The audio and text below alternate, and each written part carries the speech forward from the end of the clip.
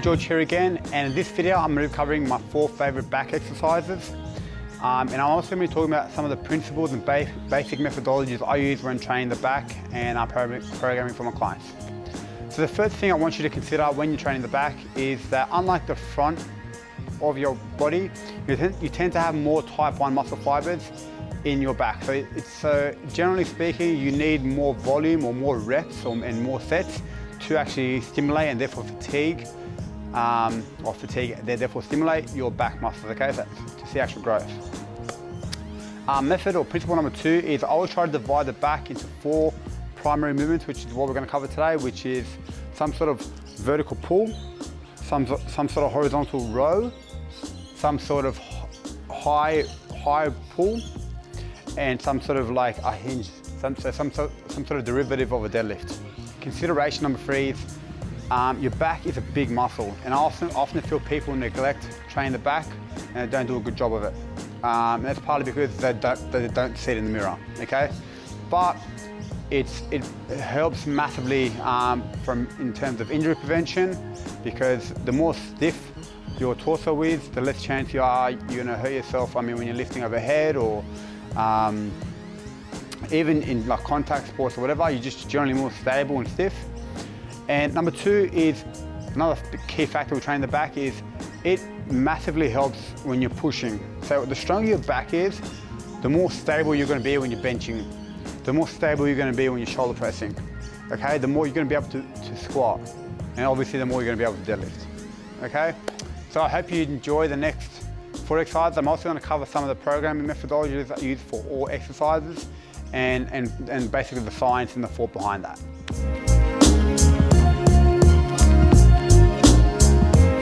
The first type of pull-up I get people to do is a neutral grip pull-up. The pull-up is a great exercise to work the lats, upper traps, and it's a great general exercise. Like, as I said before, works the biceps, works the arms, even works a little bit of the abs, so it's a great exercise. Now, when you're programming for the pull-up, I often recommend doing more sets as opposed to more reps. So I'd rather you be doing 10 sets of 2 or 10 sets of 3 or 6 sets of 3 rather than doing 3 sets of 10. Only because most people struggle to do pull-ups. It's not like you're doing push-ups or a shoulder press where you can easily sort of change your weight. You're literally stuck by the independent weight of your body unless you use bands, but I generally prefer people just to get better at their own body weight, and we manipulate sort of the eccentrics, concentrics, etc., to get you doing a full pull-up. So, neutral grip pull-ups. Have your thumb come face back to you.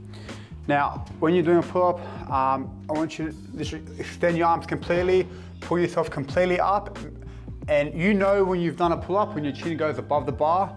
And another thing I'll get you to consider is avoid doing this.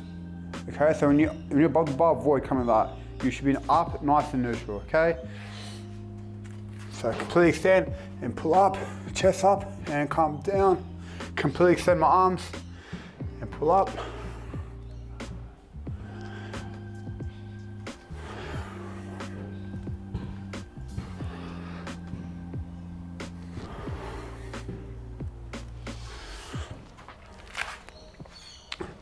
Another important feat, another key consideration I usually advise people about training the back is I actually prefer for you to do more back exercises and have more volume in your back exercises as opposed to your chest exercises, because generally speaking, most people historically have done more benching in their youth.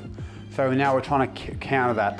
Also, generally, most people sit for a day job, so they're generally tired like this. So we want to strengthen your back and improve in doing so, improve your posture.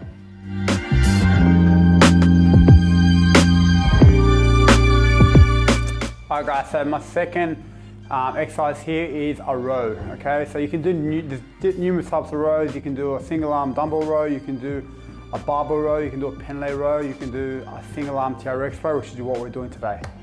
Now, generally speaking, I'm generally a fan of single arm exercises, only because he said it's a better way to isolate muscles that often get neglected when you're doing double exercise movements.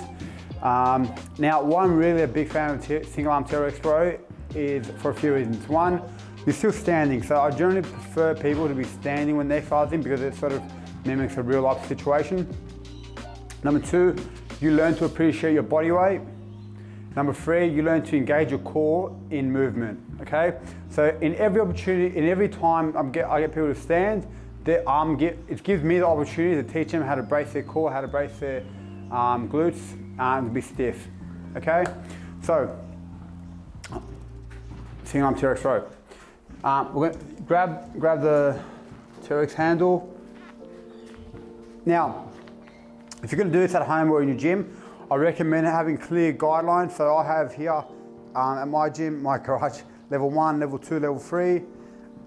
The closer you go to the wall, the harder it will be for you, okay? As a general rule, the more perpendicular to the pool you are, the harder the movement will be. So this is more beneficial than this, okay?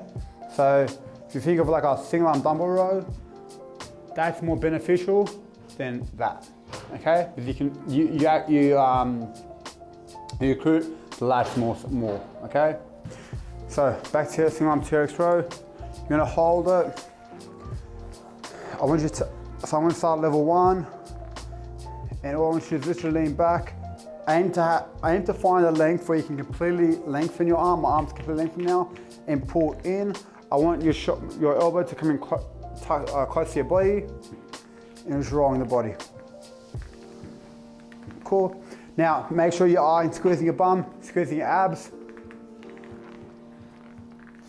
And this is often my primary horizontal pulling exercise, either a TRX row or a dumbbell row or a barbell row. This is staple in all exercises.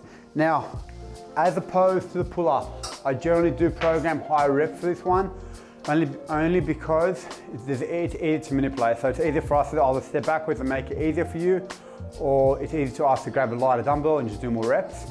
And again, back to my first statement being that your back generally does have more type 1 muscle fibers, more resistant to fatigue.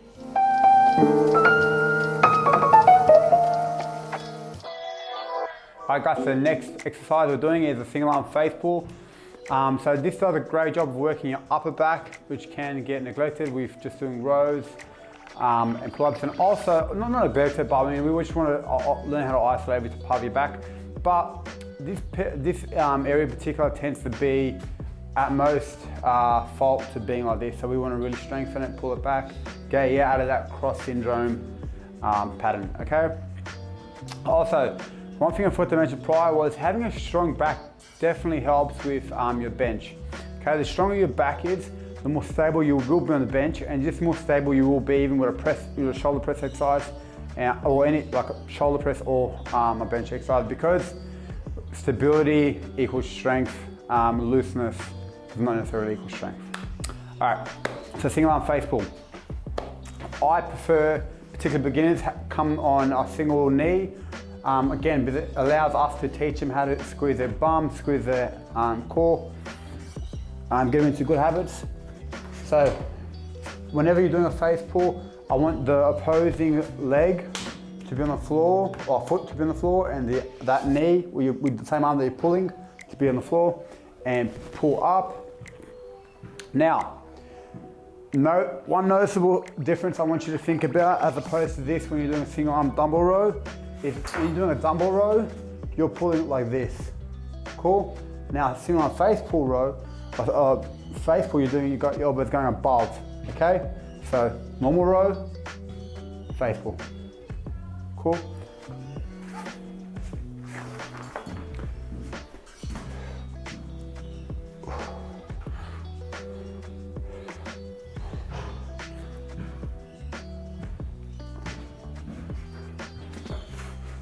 Now again, because it is a lot of type 1 muscle fibers, again, I like to program with the high rep range. I like to do 15 to 20 reps for this one. Again, you're never going to be lifting too heavy of a weight, so it's never going to actually cause too much fatigue on you. And generally speaking, I like to have face pulls as almost like a filler exercise in a strength circuit. Okay, so something to keep the client or the athlete working, but not something that will overly fatigue them in preparation for their big lift, which might be a bench or whatever it may be.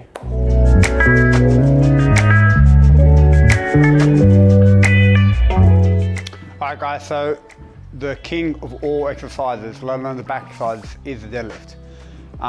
Partly because you'll be able to lift the most amount of weight in one particular movement while still engaging your core. I'm not talking about a leg press, I'm talking about an actual real life, a real exercise, if you will, and that's a deadlift.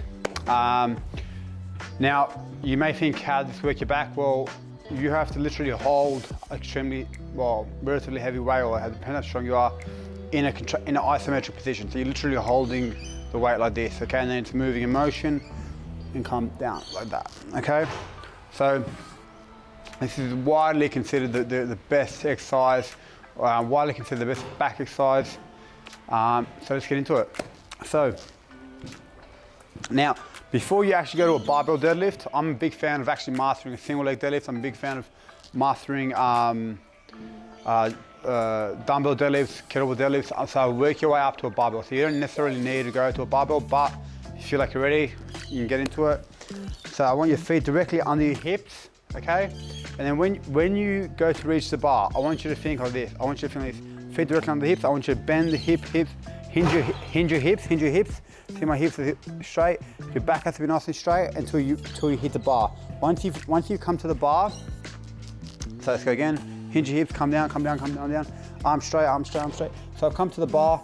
Now I want your arms to be just outside of your legs. So I want you to think of yourself as like a nice compact piece, and lift up,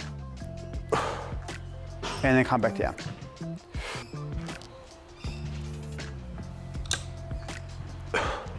Now, because you're forced to keep tight, so as you can see, if I'm not contracting my back, this begins to happen.